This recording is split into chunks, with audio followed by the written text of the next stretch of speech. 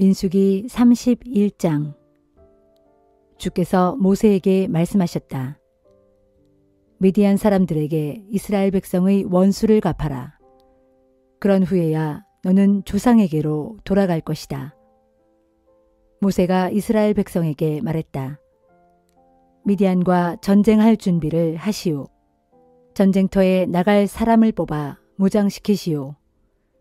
미디안을 쳐서 주님의 원수를 갚아야 합니다. 이스라엘 각 지파마다 1000명씩을 뽑아 전쟁터에 내보내시오. 그래서 각 지파마다 1000명씩 모두 12000명의 장정들이 무장을 하고 나섰다. 모세는 제사장인 엘르아살의 아들 비느하스에게 성소의 여러 기구들과 신호용 나팔을 주고는 각 지파별로 1000명씩 뽑은 장정들을 이끌고 나아가게 했다. 이스라엘 장정들은 주께서 모세에게 명령하신 대로 미디안을 치러 나가 미디안의 남자들을 모조리 죽였다. 그들이 죽인 자들 중에는 미디안의 5왕인 에위, 레겜, 수르, 후르, 레바도 있었다. 부올의 아들 발람도 이 싸움에서 죽었다. 이스라엘 장정들은 미디안 여인들과 아이들을 포로로 붙잡고 양떼와 소떼와 온갖 재산을 약탈했다. 미디안 사람들이 살던 성읍과 마을에는 불을 질렀다. 이스라엘 장정들은 사람들과 가축들과 온갖 재물을 약탈하여 전리품으로 삼았다. 그들은 포로들과 전리품을 이끌고 여리고 맞은편 요단 강가의 모압 평원에 진을 치고 있는 모세와 엘르아살 제사장과 이스라엘 백성들 앞으로 돌아왔다. 모세와 제사장 엘르아살 그리고 이스라엘의 지도자들이 진영 밖으로 그들을 맞으러 나갔다. 모세는 전쟁터에서 돌아오는 그들을 보고 화를 냈다. 그는 군대 지휘관들인 천부장과 백부장들을 향해 물었다. 너희는 어쩌자고 이 여자들을 모두 살려두었단 말이냐? 너희는 부올 사건을 기억하지 못하느냐? 이 여자들은 발람의 말에 따라 우리 이스라엘이 죽게 못할 짓을 하도록 유혹한 자들이다. 그 때문에 결국 수많은 주의 백성이 전염병에 걸려 죽었다. 그러니 남자아이들은 모조리 없애라. 또 남자와 잠자리에 든 적이 있는 여자들도 모조리 없애버려라. 하지만 남자와 잠자리를 같이 한 적이 없는 여자들은 살려두어라. 그런 다음 사람을 죽인 자나 만진 자는 모두 이레 동안 진영 밖에 머물러라. 사흘째 되는 날과 이레째 되는 날 너희들 자신뿐만 아니라 포로들까지 정결 예식을 올려라. 모든 옷과 가죽으로 만든 물품, 염소털로 짠 것, 나무로 만든 것 등을 모두 깨끗이 씻어야 한다. 제사장 엘르아살이 싸움터에서 돌아온 장정들에게 말했다. 이것은 주께서 모세에게 이르신 규정이니 잘 들으십시오. 금, 은, 구리, 쇠, 주석, 납과 같이 불에 타지 않는 것들은 모두 불에 집어넣었다가 꺼냄으로써 깨끗하게 하십시오. 그런 뒤에 다시 정결하게 하는 물에 담그십시오. 그러나 불에 타는 것들은 단지 정결하게 하는 물에 담갔다가 꺼내기만 해도 됩니다. 입고 있는 옷은 이레째 되는 날에 빨아야 합니다. 그런 다음에야 이스라엘 진영으로 들어갈 수 있습니다. 주께서 모세에게 말씀하셨다. 너는 제사장 엘르아살과 각 지파의 지도자들과 함께 포로들과 끌고 온 가축대가 얼마나 되는지 세어보아라. 또 전리품을 둘로 나누어 절반은 싸움터에 나갔던 장정들에게 주고 절반은 나머지 회중에게 주도록 하여라. 싸움터에 나갔던 장정들은 받은 것 중에서 사람이든 소든 나귀든 양이든 염소이든 500분의 1을 주께 바쳐야 한다. 이렇게 떼어낸 예물을 제사장 엘르아살에게 갖다 주어라. 또 이스라엘 백성이 나누어 가진 절반 중에서도 사람뿐 아니라 소든 나귀든 양이든 염소든 어떤 것이든지 50분의 1을 떼어서 주의 성막일을 하는 레위인들에게 주어라. 모세와 제사장 엘르아살은 주께서 명하신 대로 하였다. 싸움터에 나간 군인들이 개인적으로 취한 전리품 외에 그들이 빼앗아온 전리품은 양이 67만 5천 마리, 소가 7만 2천 마리, 나귀가 6만 1천 마리였다. 또 남자와 잠자리를 같이 한 적이 없는 여자는 모두 3만 2천 명이었다. 이 가운데 절반이 싸움터에 나갔던 장정들의 몫으로 돌아갔다. 양은 33만 7,500마리였다. 그 중에서 주께 바쳐진 양은 675마리였다. 소는 3만 6천 마리로 그 중에서 주께 바쳐진 소는 72마리였다. 나귀는 3만 500마리로 그 중에서 주께 바쳐진 나귀는 61마리였다. 포로들 중에서는 1만 6천 명이 장정들의 몫으로 돌아갔는데 그 중에서 32명이 주께 바쳐졌다. 모세는 주께서 명령하신 대로 장정들이 주께 바친 가축과 사람을 제사장 엘르아살에게 주었다. 또 모세는 싸움터에 나갔던 장정들이 가져온 전리품 가운데 절반을 이스라엘 백성에게 나누어 주었다. 백성들이 받은 가축은 양이 33만 7,500마리, 소가 3만 6천 마리, 나귀가 3만 500마리였고 사람은 1만 6천 명이었다. 모세는 이스라엘 백성의 몫으로 돌아간 가축과 사람 가운데서 50분의 1을 거두어 주께서 말씀하신 대로 주의 성막일을 하는 레위인들에게 주었다.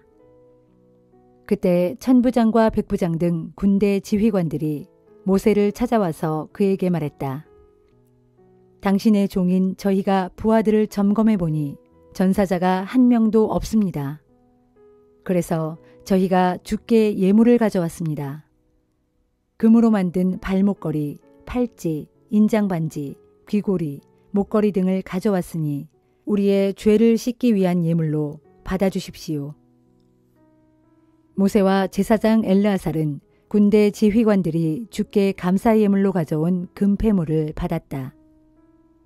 모두 모아서 무게를 달아보니 1만 6,750세겔이었다. 이 예물은 싸움터에 나갔던 이스라엘 장정들이 사사로이 취한 전리품들이었다. 모세와 제사장 엘르아살은 천부장과 백부장들이 예물로 가져온 금을 모두 만남의 장막으로 가져와서 이스라엘 백성을 기억해 주시기를 바라는 뜻으로 주께 바쳤다.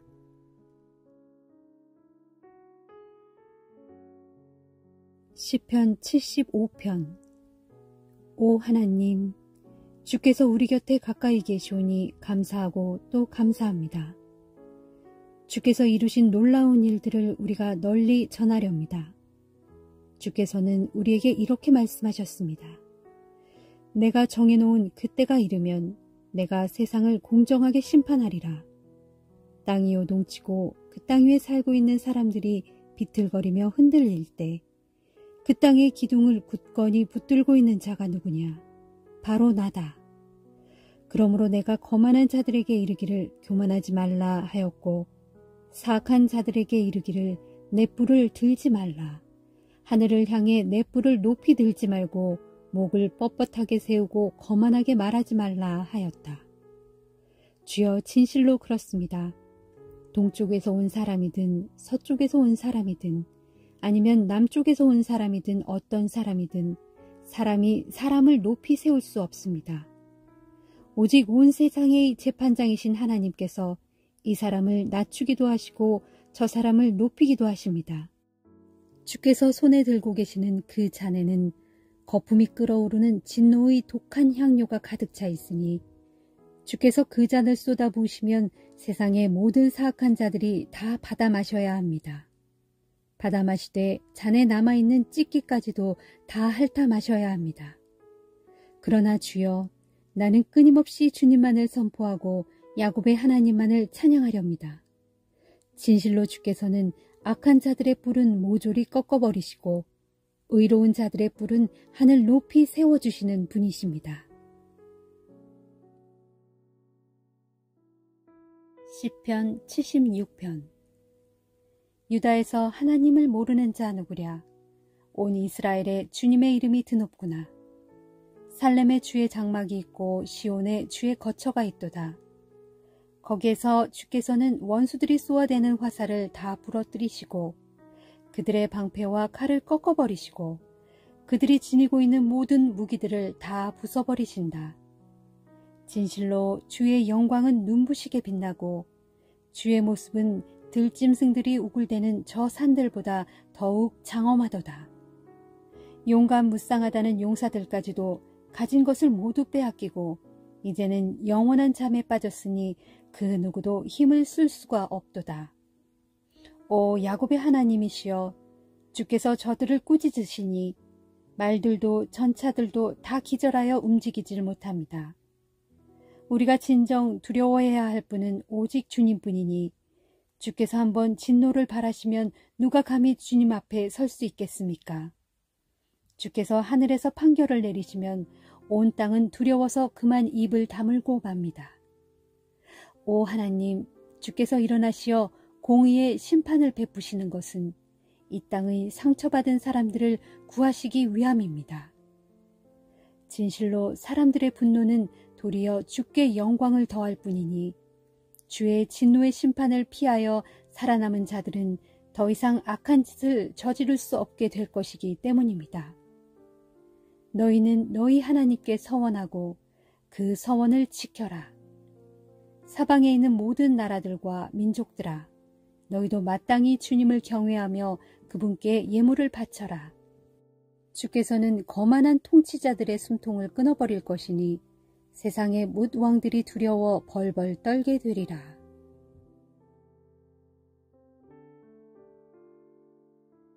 이사야 23장.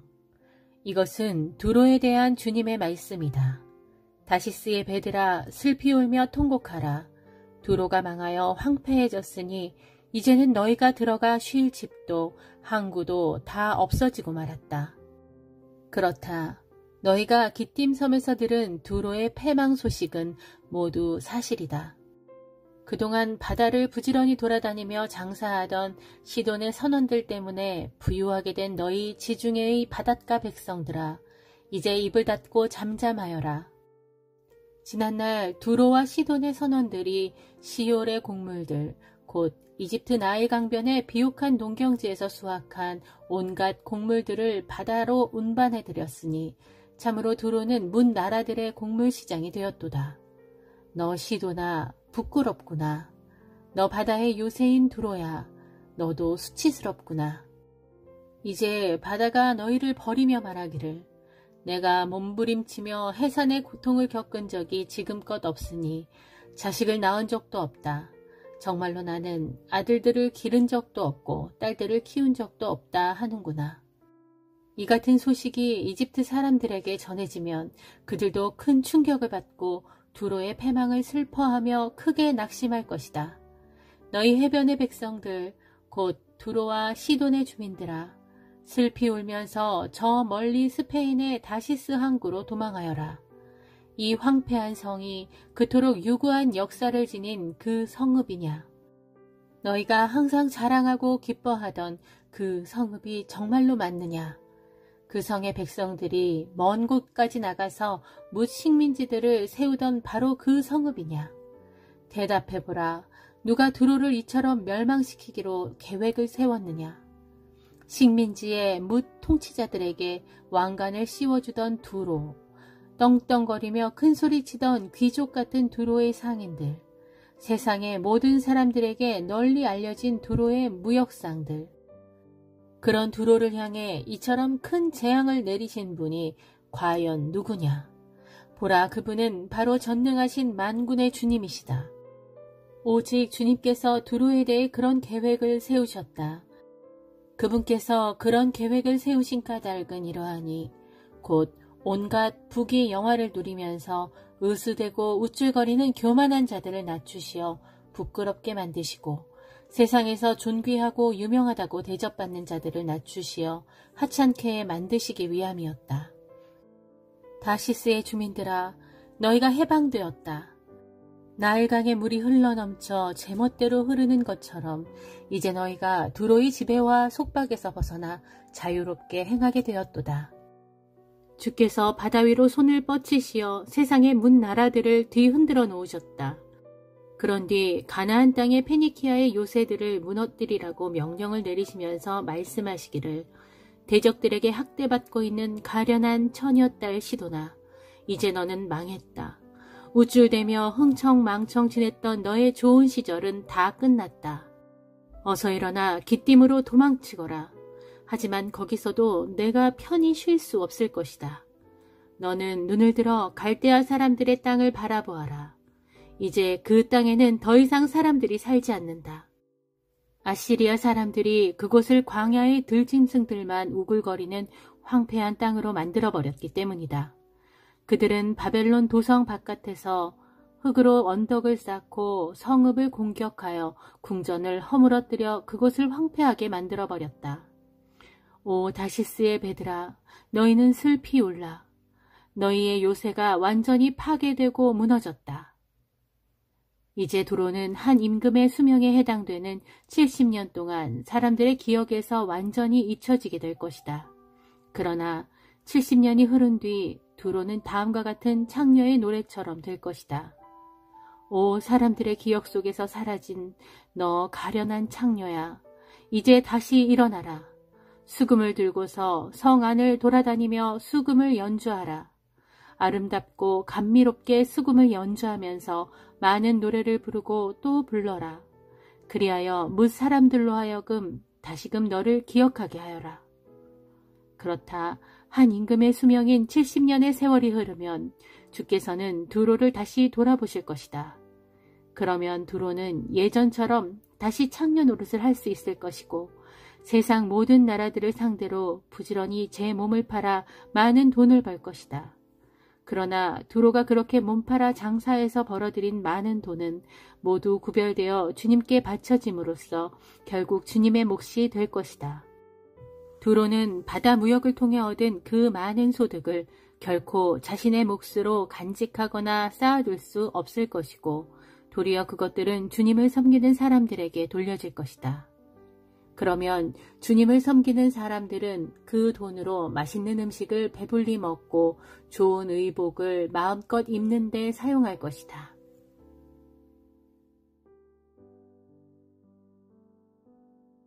요한일서 1장. 태초부터 있어왔고 우리가 귀로 들었고 눈으로 주목하여 보았으며 손으로 직접 만져본 이것 곧 생명의 말씀에 관해 말하고자 합니다. 그 생명이 몸소 세상에 나타나셨고 그래서 우리는 그 생명을 보았습니다. 본래 그 생명은 아버지 하나님과 함께 계셨는데 이제 우리 앞에 나타나신 바 되었으므로 우리는 그 영원한 생명을 여러분에게 증거하고 전파합니다. 이처럼 우리가 보고 들은 것을 여러분에게 전파하는 것은 여러분도 우리와 함께 서로 교제를 나누도록 하기 위함입니다. 이 같은 우리의 교제에는 아버지 하나님과 그분의 아들 예수 그리스도도 함께 하십니다. 지금 우리가 이 편지를 쓰는 것은 여러분과 더불어 충만한 기쁨을 나누기 위해서입니다.